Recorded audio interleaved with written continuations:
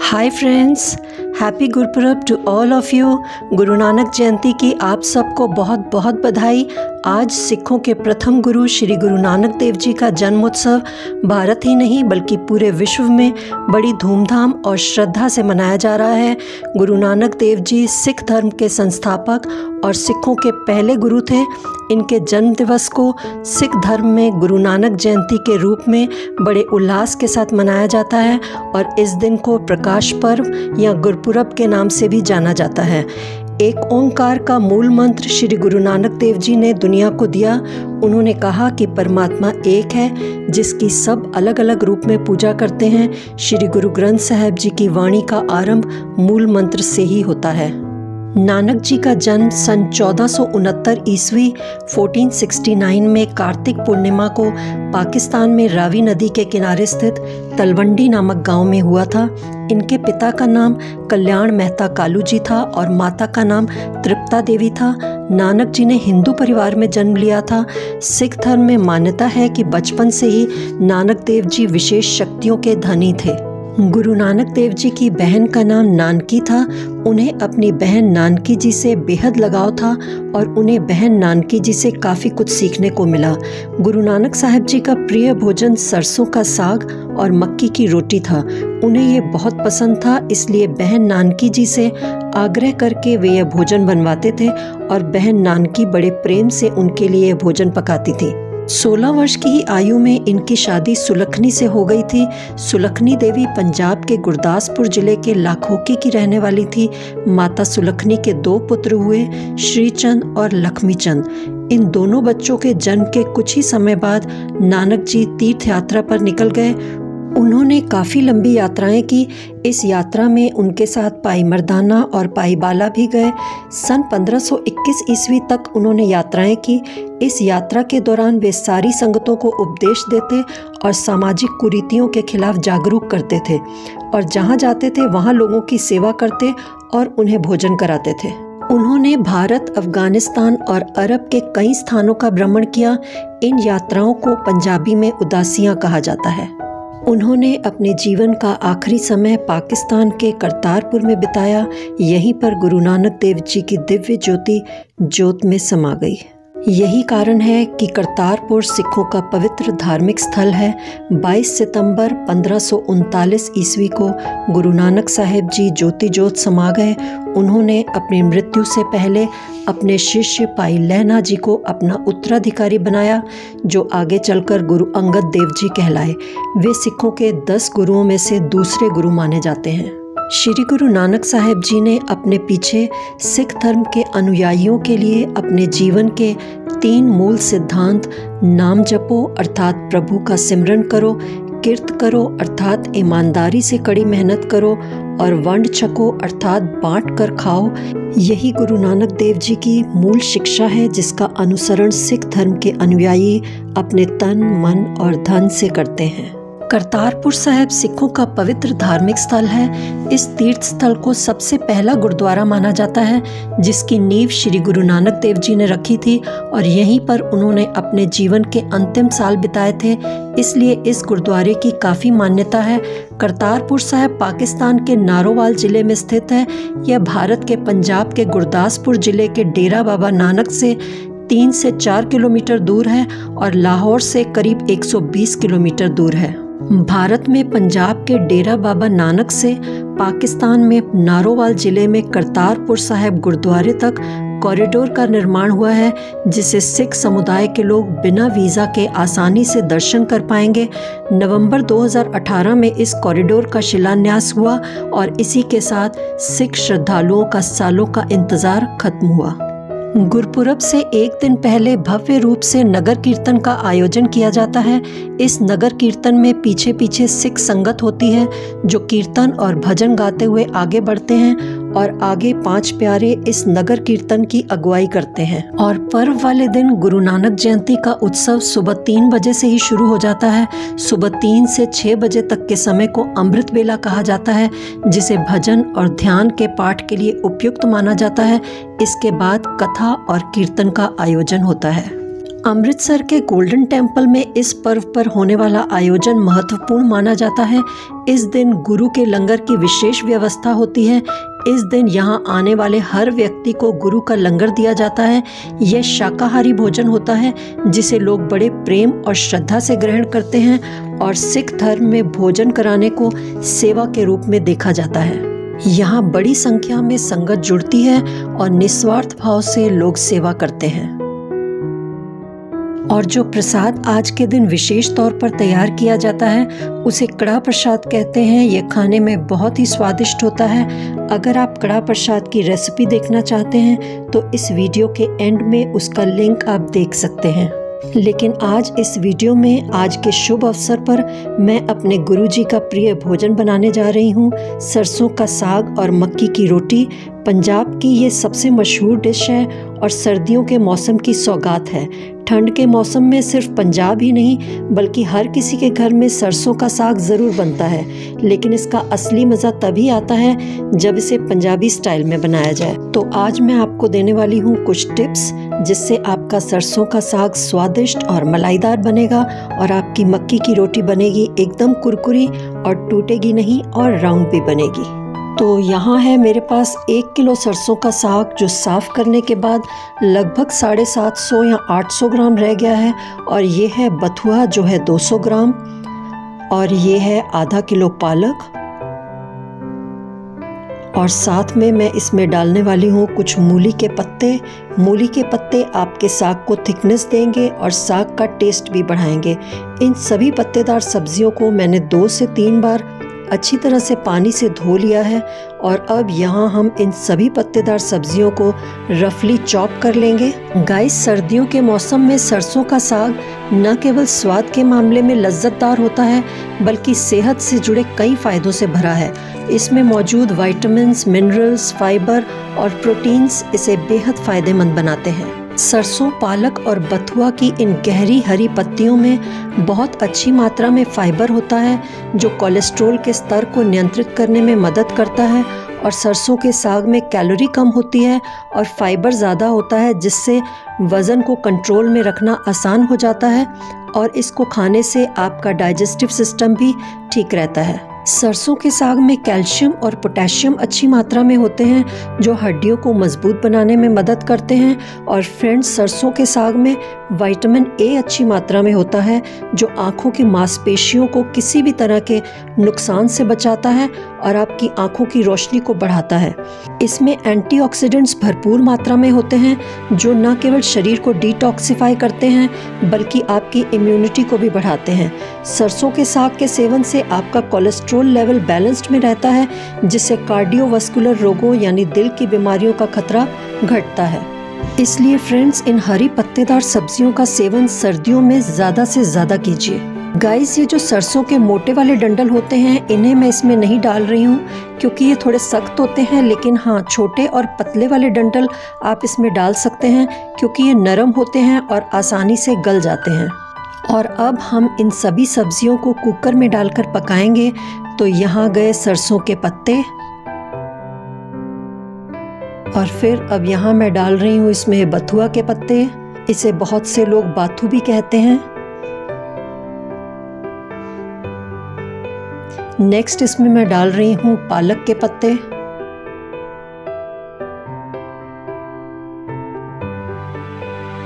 और अब इसमें जाएंगे मूली के पत्ते। और अब नेक्स्ट इसमें मैं डाल रही हूँ धनिया का स्टेम पार्ट। आज मैंने धनिया की चटनी बनाई थी तो उसके डंडल मैं इसमें डाल रही हूँ। इसको हम वेस्ट नहीं करेंगे। आप चाहें तो इसमें धनिया के पत्ते भी डाल सकते हैं। फ्रेंड्स, ये है मेरा टिप नंबर 1। इसमें धनिया डालने से आपके साग में बहुत अच्छा टेस्ट और फ्लेवर आएगा। और अब नेक्स्ट इसमें मैं डाल रही हूँ 3 से 4 कटी हुई हरी मिर्च और 1 इंच टुकड़ा अदरक का। और अब इसमें थोड़ा सा पानी डालेंगे। ये साग अपना पानी भी छोड़ते हैं इसलिए इसमें मैं सिर्फ 1/4 कप ही पानी डाल रही हूँ। नेक्स्ट इसमें मैं डाल रही हूँ 1 टीस्पून नमक। और अब कुकर की लिड को बंद करके हमें इसे पकाना है। तो यहाँ मैंने इसको गैस पर चढ़ा दिया है। बस 2 विसल आने तक अब हम इसको पकने देंगे।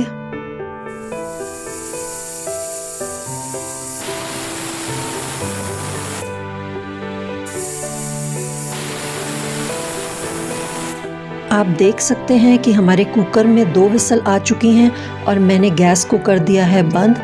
अब जब स्टीम निकल जाए तभी कुकर को खोलिए और साग को थोड़ा ठंडा हो जाने दीजिए। अब यहाँ हमारा साग ठंडा हो चुका है। अब मैं इसको मिक्सी में डालकर इसको दरदरा पीसने वाली हूँ। गाइस, इसको आपको बहुत बारीक नहीं पीसना है, बस दरदरा ही पीसिएगा। और ये जो पानी इसमें बचा हुआ है, इसी पानी से हम इसको पीसेंगे, इसमें एक्स्ट्रा पानी नहीं डालेंगे।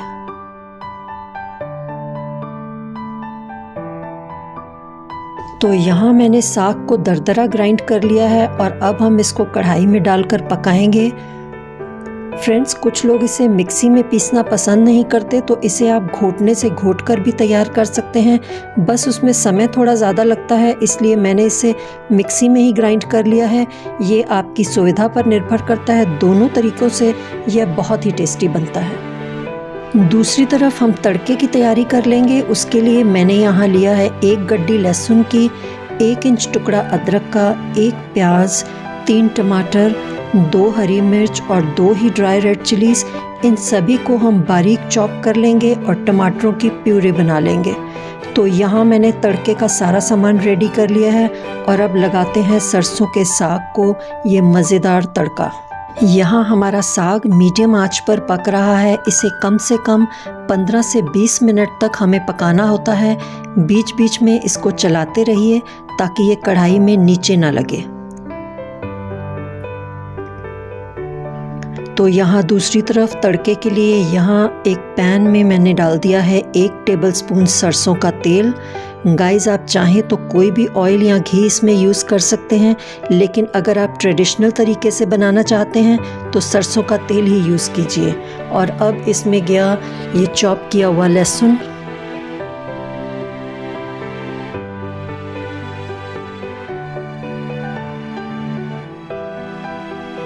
लहसुन को गोल्डन ब्राउन होने तक भून लीजिए और बीच बीच में साग को भी चलाते जाइए।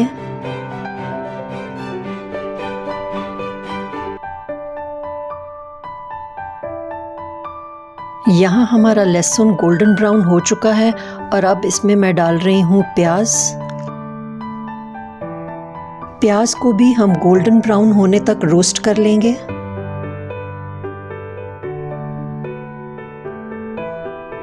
यहाँ हमारे प्याज गोल्डन ब्राउन हो चुके हैं और अब इसमें मैं डाल रही हूँ ग्रेट किया हुआ अदरक और चॉप की हुई हरी मिर्च।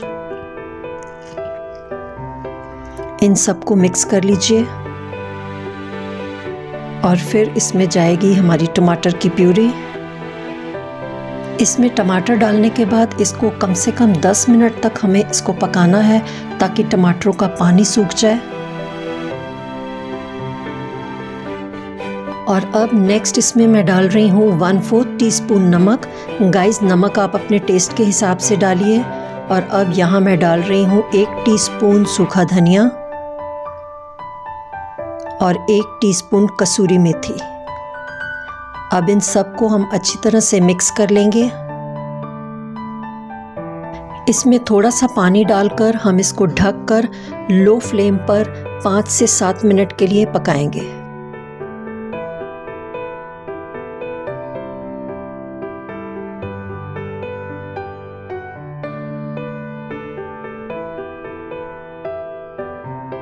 यहाँ हमारा तड़का अच्छे से पककर तैयार हो चुका है और दूसरी तरफ यहाँ मैं आपको दिखाने वाली हूँ कि इस साग में हम और क्या डाल सकते हैं जिससे ये साग मलाईदार और टेस्टी बने। तो यहाँ मैं इसमें डाल रही हूँ मक्की का आटा। अभी मैंने इसमें 1 टेबलस्पून मक्की का आटा डाला है। 1 टेबलस्पून और डालूँगी, लेकिन इसको एक साथ नहीं डालेंगे, नहीं तो आटे के लम्स बन जाएंगे। इसको साथ साथ चलाते रहिए। और फिर यहाँ मैं 1 टेबलस्पून मक्की का आटा और ऐड कर रही हूँ। मैंने यहाँ इस साग में 2 टेबलस्पून मक्की का आटा यूज़ किया है। दोनों टेबलस्पून मैंने एक साथ इसलिए ऐड नहीं किया कि मक्की के आटे में गांठें पड़ने लग जाती हैं, इसलिए इसको आप 1-1 टेबलस्पून करके ही डालिए। मक्की का आटा डालने से साग जुड़ने लगेगा और गाढ़ा बनेगा। धुएं की वजह से आप शायद देख नहीं पा रहे हैं, तो मैं इसको कड़छी में निकाल कर आपको दिखा रही हूँ। ये काफ़ी हद तक बाइंड हो चुका है। और दूसरी तरफ हमारा तड़का भी रेडी है।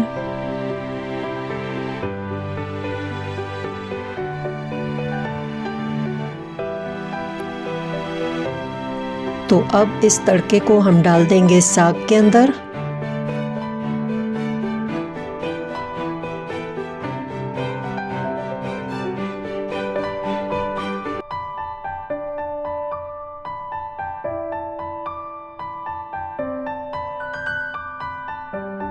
मैंने यहाँ बॉटल में गर्म पानी डालकर रखा है। अब मैं इसमें थोड़ा सा गर्म पानी डाल रही हूँ। गाइस, इसमें गर्म पानी ही डालिएगा, ठंडा मत डालिए, नहीं तो इसकी कुकिंग रुक जाएगी। इस साग को आप धीमी आंच पर जितना पकाएंगे ये उतना ज़्यादा टेस्टी बनेगा। अब जैसे ही आपको लगे कि साग की छींटें उड़ रही हैं तो इसको हल्का सा ढक दीजिए।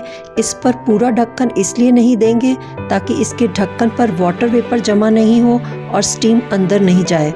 अगर स्टीम अंदर जाएगी तो साग में कड़वाहट आ जाएगी। तो चलिए दूसरी तरफ हम मक्की की रोटी के लिए डो तैयार कर लेंगे। यहाँ मैंने तकरीबन 3 कप मक्की का आटा लिया है और अब इसमें मैं डाल रही हूँ 1 कप गेहूं का आटा। गाइस, गेहूं का आटा डालने से एक तो आपकी रोटी टूटेगी नहीं और दूसरा ये खाने में भी आपको लाइट लगेगी। और नेक्स्ट इसमें जाएगा ½ टीस्पून नमक, 1 टीस्पून अजवाइन।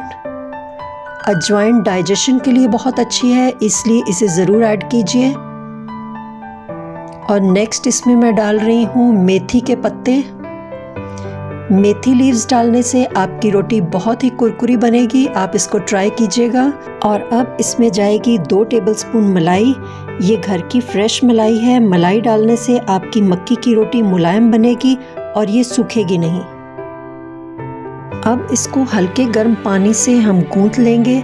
इतने डो को तैयार करने में हमें तकरीबन 1 कप पानी लगेगा। ये छोटा ग्लास है और इसमें 1 कप की कैपेसिटी है। बाद में अगर आपको लगे तो आप पानी थोड़ा और भी डाल सकते हैं।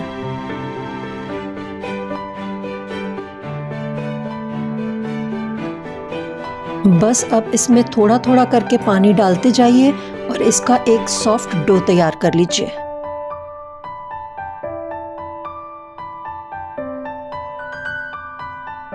तो लीजिए, हमारा डो ऑलमोस्ट तैयार है। अब इसमें मैं डाल रही हूँ 1 टीस्पून देसी घी। गाइस, यहाँ पर भी आप चाहें तो कोई भी रिफाइंड ऑयल या ऑलिव ऑयल भी डाल सकते हैं, लेकिन इस डिश को हम देसी घी और मक्खन से ही तैयार करते हैं और यही घी आपकी इस पंजाबी डिश को लज्जतदार बनाएगा। यहाँ आप देख सकते हैं कि हमारा डो बिल्कुल तैयार है। अब इसको एक गीले कपड़े से ढककर हम इसको आधे घंटे के लिए रेस्ट करने देंगे। और दूसरी तरफ हम अपने साग को चेक कर लेंगे और अब बारी है इसमें फाइनल चॉप की। लेकिन उससे पहले यहाँ इसमें मैं डाल रही हूँ 2 टेबलस्पून फ्रेश मलाई। मलाई डालने से आपका साग क्रीमी हो जाएगा और सरसों के साग में मिठास आ जाएगी।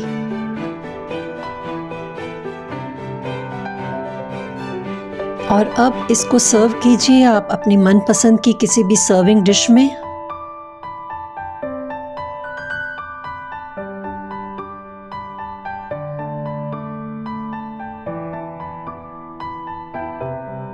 और ऊपर से डालिए इसमें घर का बना ताज़ा मक्खन। वैसे आप इसमें कोई भी बटर यूज़ कर सकते हैं। और अब लास्टली इसमें मैं देने वाली हूँ ये फाइनल चौंक। 1 टेबलस्पून देसी घी डाल दिया है इसमें मैंने। घी को मेल्ट हो जाने दीजिए और फिर इसमें हम डाल देंगे 2 स्लिट की हुई हरी मिर्च और 1 से 2 ड्राई रेड चिलीज़। और बस तैयार है हमारा फाइनल तड़का। अब इसको आप डालिए साग के ऊपर और इसके साथ ही कंप्लीट होता है हमारा सरसों का साग बनाने का प्रोसेस। अब नेक्स्ट चलते हैं हम मक्की की रोटी की तरफ और आपको दिखाती हूँ कि कैसे हमारी मक्की की रोटी बिना टूटे गोल बनेगी। यहाँ हमारे आटे को रेस्ट करते हुए तकरीबन आधा घंटा हो चुका है। अब हम इसके बॉल्स बना लेंगे। बॉल्स का साइज़ आप अपनी मर्ज़ी के हिसाब से छोटा या बड़ा रख सकते हैं।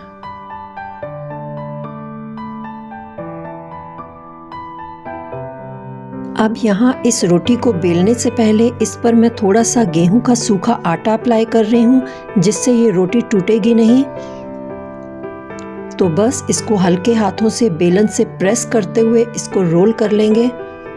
अगर आपको इसकी साइड्स क्रैक होते हुए लगे तो आप इसको इस तरह से हाथ से प्रेस करते हुए रोटी के एजेस को स्मूथ कर लीजिए और रोटी को गोल कर लीजिए और तैयार है हमारी गोल रोटी। अब इसको जेंटली हाथ से उठाकर तवे पर डाल दीजिए। इसको हम मीडियम फ्लेम पर बनाएंगे ताकि ये क्रिस्पी बने। अब रोटी के साइड्स पर थोड़ा सा घी अप्लाई करेंगे और रोटी को पलट देंगे।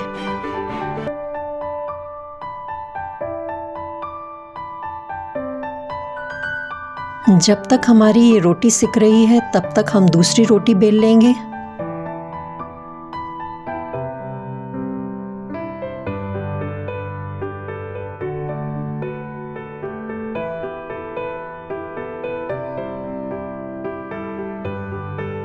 रोटी को गोल घुमाते जाइए ताकि ये सब तरफ से बराबर सिक जाए।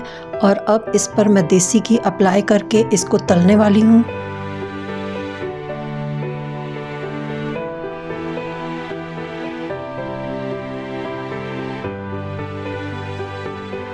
तो लीजिए हमारी रोटी सिक कर बिल्कुल तैयार है। बस इसी तरह से हम बाकी सारी रोटियां भी बना लेंगे।